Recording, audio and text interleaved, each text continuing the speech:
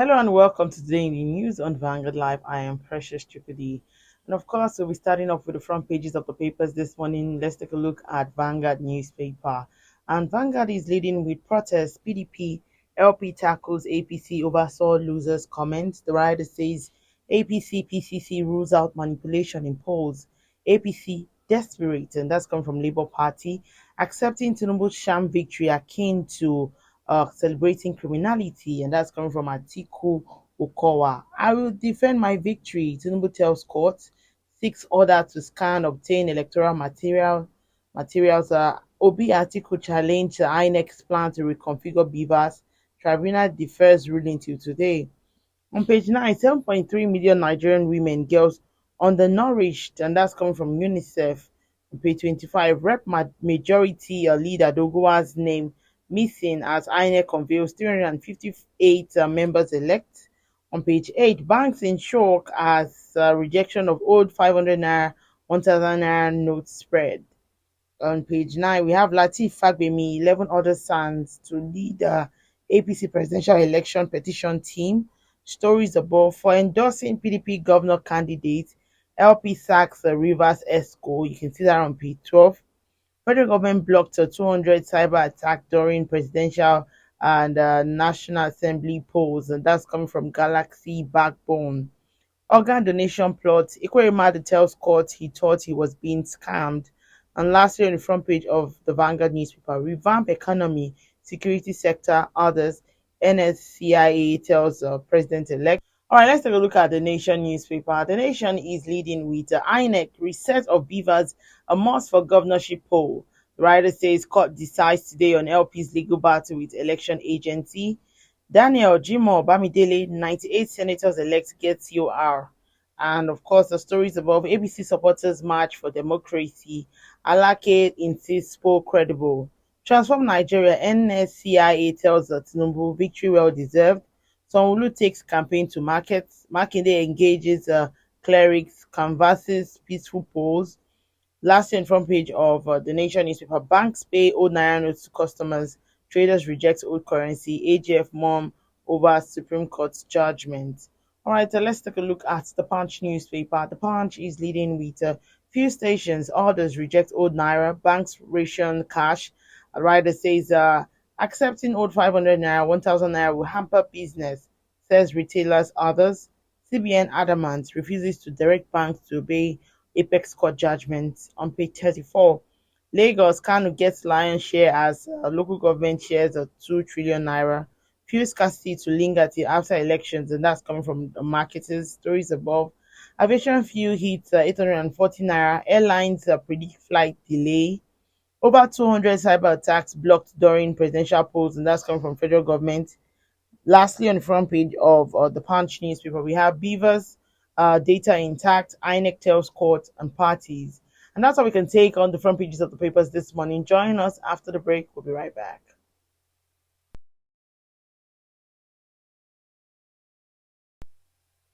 Welcome back. We're just joining you today in the news on Vanguard Live. I am Precious Chukudi, and we'll begin with some of the stories on the front pages. We're starting off with this story.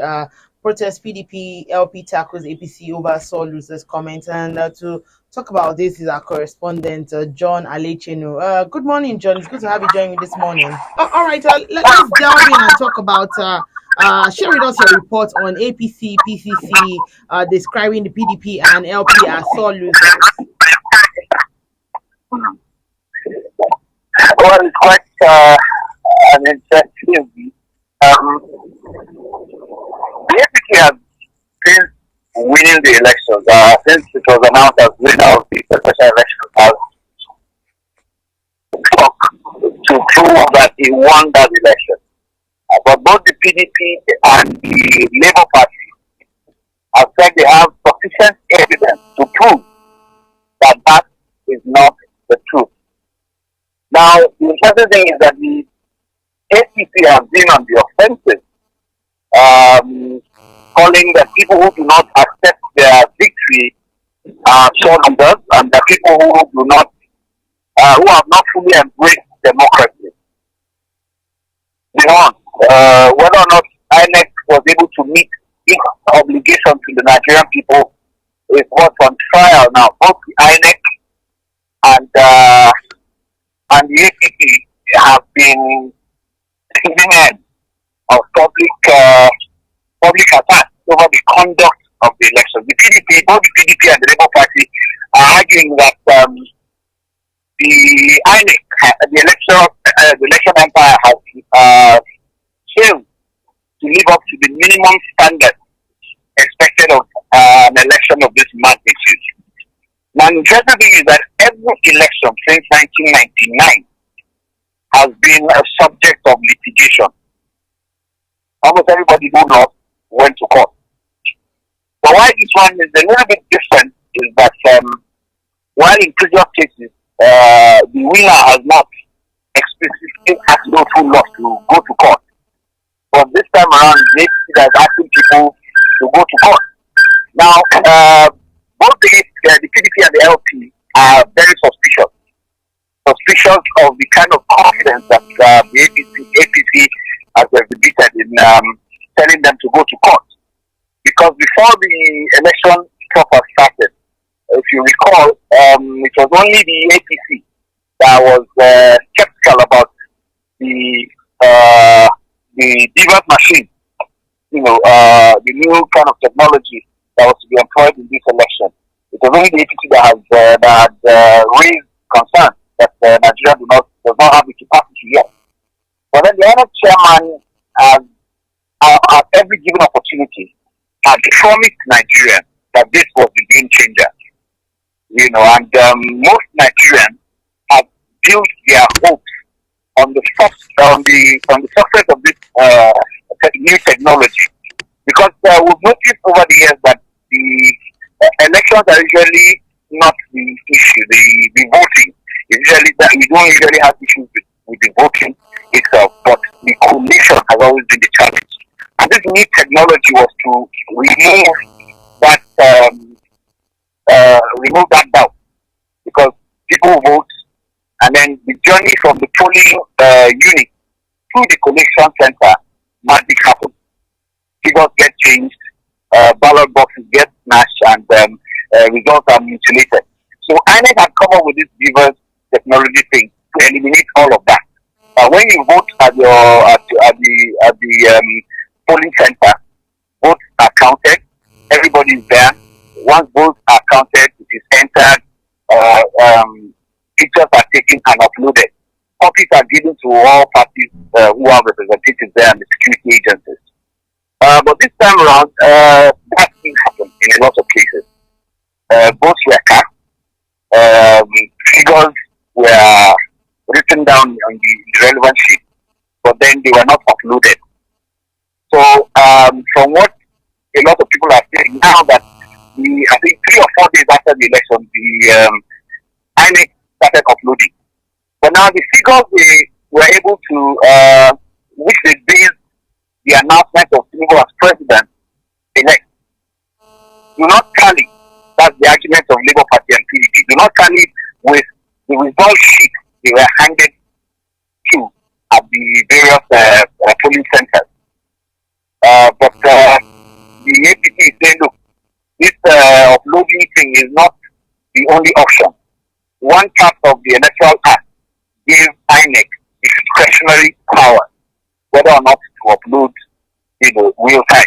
Yeah, I would like you to also speak about the president-elect saying that he will defend his election victory in court. Yes, it's the same. I think he'll go down record since 1999. I do not recall any president-elect having to tell his opponents that he's going to defend that victory in court. A lot of people have had serious hopes since 2015. The election of 2015 was the only one I can recall that had not gone to court since 1999, because the man who lost that election, the then sitting president Goodluck Jonathan, conceded even before the final results were tallied, because he saw the trend. Lots of people had hoped that would build on that and have better elections, but as time has gone on, we discover that this has not been the case. and that has resulted in a lot of voter apathy. If you ask, the numbers of people coming out to exercise their franchise keeps reducing, and like the from the PDP that we spoke with yesterday, the argument has been that look, it is because of things like this that general public is beginning to lose interest in public institutions. Now, the president-elect, has had this issue of wanting people to accept his electoral victory, and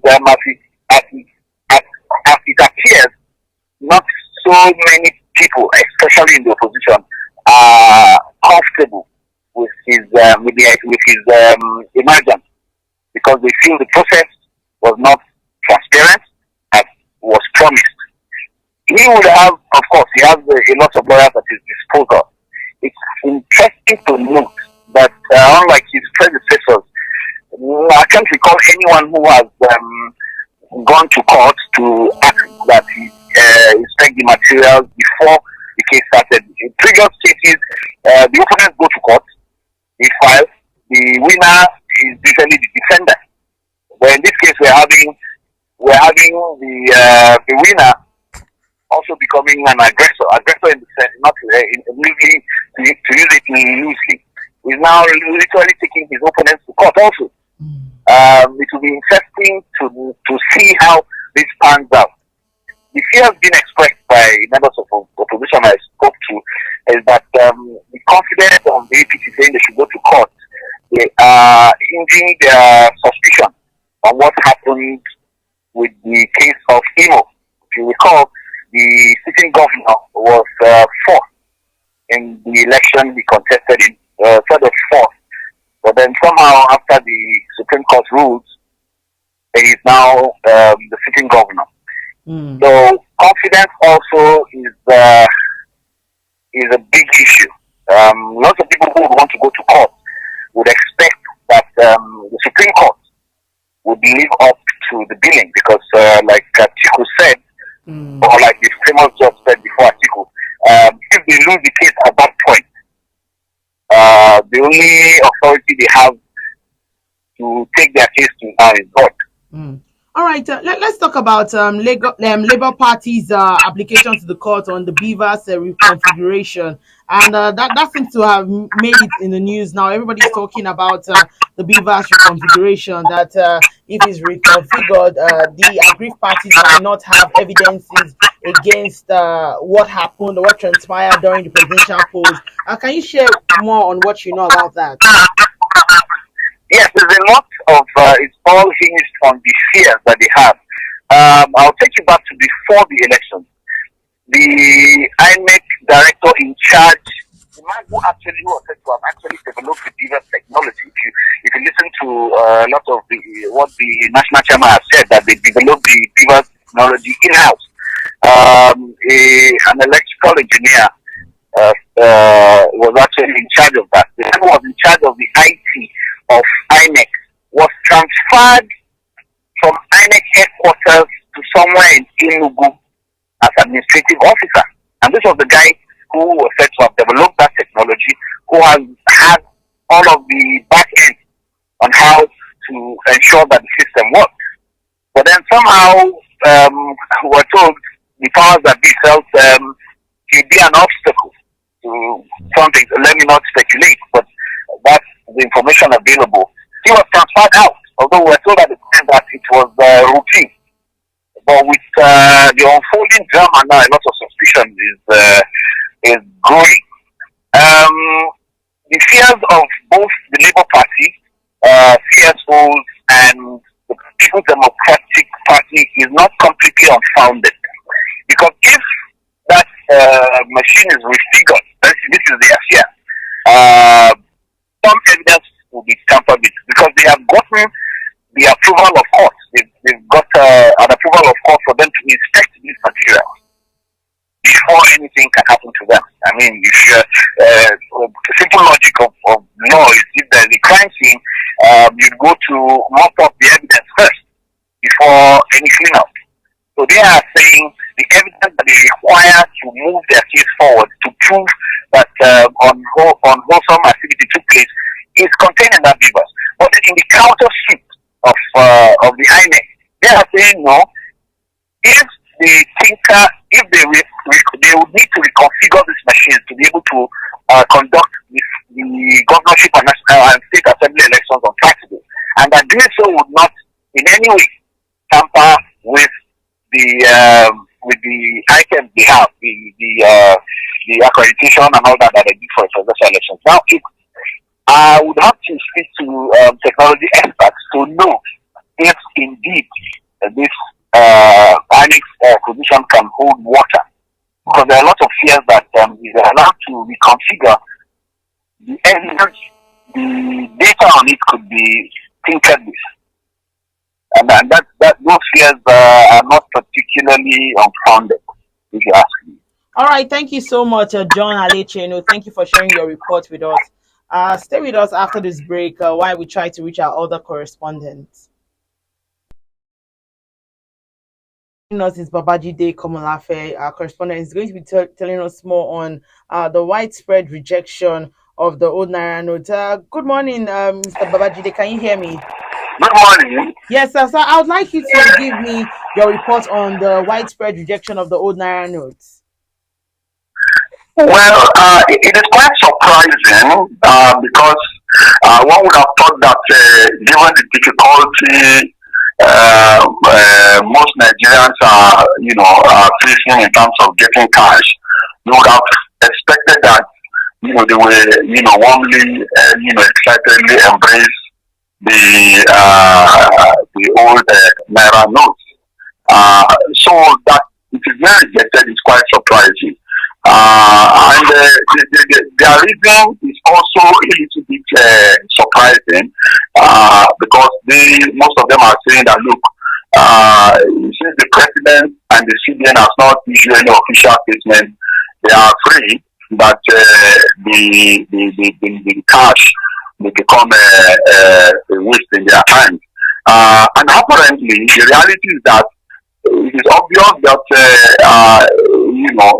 they are not familiar with the place of the Supreme Court in the affairs of the nation. It's obvious that that kind of rejection can only be foiled by the fact that they don't seem to recognize that the Supreme Court judgment is also a law. So it's quite surprising. I have spoken to a number of people. I've spoken to bankers, who have confirmed to me that people are not. Imagine the whole branch. Nobody wanted to collect the old notes. Nobody collected the old notes. Imagine restaurants, not collecting the old notes. Imagine transporters not collecting the old notes. So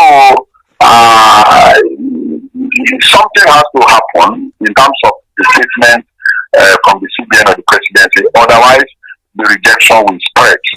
That is my opinion. Or it is either the rejection will spread or, because again is that at some level, in some segment of the society, some people are accepting it. But the reality is that the wave of rejection is increasing as we are talking now. Why exactly do you think we're yet to hear like a briefing from federal government and CBN? Because I remember vividly well how they were coming back to give statements as a result of how we should spend the new note and if we can still continue to use the old note. But after the Supreme Court ruling on Friday, Nigerians have been waiting anxiously to hear something from either the federal government or CBN, but it seems like they've gone ahead with other businesses and you're not really concerned. My how do I put it now? What I perceive, from the whole thing is that number one, the banks will not begin to give out the old notes without getting some form of approval or from the CBN. And my interaction with the banks is that the CBN, at some level, give them, informal approval or go ahead to begin to disburse the old notes. Even I also understand that even the CBN too is also issuing the old notes to the banks, to give it out. So that officially, the CBN seems not to be willing to make any official statement without an official statement from the president. So my reason is that, number one, the banks, the banks are not comfortable with this kind of huge crowd, that comes to their branches, every day, and they are not able to satisfy the demand for cash. You also realize that almost every time people are coming to collect cash and you can't meet those demands, the anger, the frustration increases. And, that anger and frustration continue to increase. You don't know what may happen. The banks and bankers, they are afraid that people may, run out of control and begin to attack the banks and the rest. So they are afraid. So I guess that, in order to eliminate or reduce that threat to the banks and the bankers, maybe they prevail on the CBN and say, look, let's begin to disburse this money now. Do you want them to attack our banks again before you say something? So I perceive that maybe there was that kind of pressure from the banks, which makes the CBN to say, okay, well, you can go ahead and disburse it. But given the fact that the president has not issued any directive, the CBN too is not willing to issue a directive because it will look somehow, it will look at like undermining the authority of the president, or it might look like a slight on the president. So as it is now, why is the president not issuing a statement and giving the go ahead? I don't know. And honestly, it's very surprising because on one hand, the president is acknowledging the pain and the suffering that people are experiencing in order to access cash. He's apologizing. He's saying he's sorry. Then now the Supreme Court has ruled. Then why not just go ahead and say, look, okay, since the Supreme Court has ruled and we are law abiding, we obey the Supreme Court ruling, the CBN should obey it. I mean, that's what you expect. So why is the president silent over it? I don't know. But the only thing I know is that people will interpret the continued silence of the federal government or the president to mean that either he does not care or is insensitive or is not willing to abide by the ruling of the Supreme Court. But the reality is that from the CBN, the old notes are being released to the banks, and the banks have decided to be releasing the old notes. You understand now? And then the fact that the CBN most likely will not issue a directive, a formal directive or statement until the president, also do a formal statement in that regard. Well, So it is. yeah, all right. Thank you so much, Babajide Komolafe, for that report. Thank you so much. Let's take a look at Mr. and Mrs. before we go. And of course, happy International Women's Day to all our women out there. But let's take this one from Mr. and Mrs. And they say today is International Women's Day, and the theme for this year is Digit All, Innovation and Technology for Gender Equality. So what's your contribution? That's what Mrs. is asking Mr. And Mr. says, all your soft and hard wares are highly cherished, and I promise to protect them from any kind of virus. Well, at the end of the day, it's Mr. and Mrs. and they know how they come for each other. But I mean, this is a Women's Day. Go out, show women love, and encourage them. Send us money, like someone said. And of course, you can also remember that you can equally like, share, and subscribe on all our social media platforms showing on your screen. You can go to our website www.vanguardangel.com to find out more. I am Precious Chukudi, and thank you for watching.